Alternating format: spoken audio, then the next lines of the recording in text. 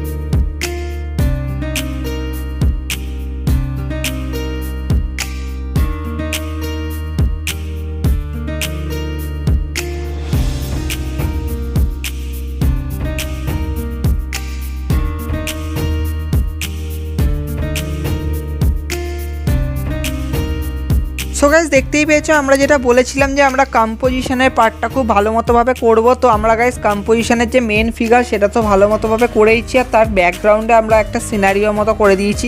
যেমন তোমরা দেখতে পাচ্ছ এক সাইডে আমরা মানে একজন ঢাক বাজাচ্ছে এরকম একটা সিন করেছি, তার আরেক সাইডে একজন ডান্স করছে এরকম সিন করেছি।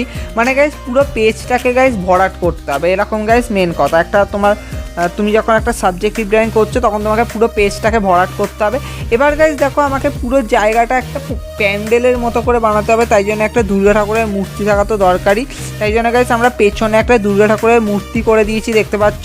এইভাবে গাইস সিনারিওটা এনেছি। এবার গাইস যখন কালার ভিডিও আনবো তখন আরও ভালো মতো ডিটেলসলি আইডিয়া পেয়ে যাবে। এবার তোমরা অনেকে আজ করবে যে ব্যাকগ্রাউন্ডে আমরা সেরকমভাবে কোনো ডিটেলস দিইনি কেন, কারণ নিচে তো ফিগার আছে, ঠিক আছে।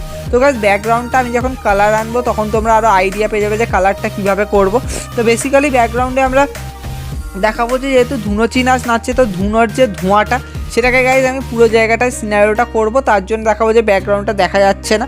তো এইভাবে গাইজ সিম্পলভাবে গাইজ মিক্সিং করে গাইজ কাজটা করব। তার সাথে দেখতেই পেয়েছো যে সামনে একটা দুর্গা ঠাকুরের মূর্তি তো করেইছি, ওটাকেও কালার করতে হবে। তো মেন গাইজ এখানে অ্যাট্রাকশন হচ্ছে কিন্তু সামনের ফিগারটা, ওটাকে গাইজ ভালোভাবে কালার করতে হবে। তো গাইজ যখন কালার ভিডিও আনবো তোমরা ইজিলি আইডিয়া পেয়ে যাবে। তো এই ওয়ার্কটা গাইজ তোমরা এজ এ কম্পিটিশানের জন্য রেডি করতে পারো। কম্পিটিশানে অনেক জায়গাতে এরকম দুর্গা পুজোর ধুনুচি নাচের ওপর কাজ করতে দিচ্ছে। তো গাইজ আমরা নর্মালি পুরো টপিকটা দেখতেই পেয়েছো, খুব সিম্পলভাবে করেছি। কিন্তু হ্যাঁ, কম ফিগার কিন্তু দিইনি, ফিগার আমাদের এখানে ড্রয়িংয়ে আছে, কিন্তু একটা ফিগারকে বড় করে করেছি যাতে খুব ভালো মতো কম্পোজিশনটাকে রেডি করতে পারো। তাই জন্য তোমরা এটাকে গাইজ মাস্ট রেডি করতে পারো, প্র্যাকটিস রাখতে পারো যে কোনো কম্পিটিশানের জন্য। আর দুর্গা পুজোর আরও ডিফারেন্ট ওয়ার্ক খুব তাড়াতাড়ি আমাদের চ্যানেলে আসবে।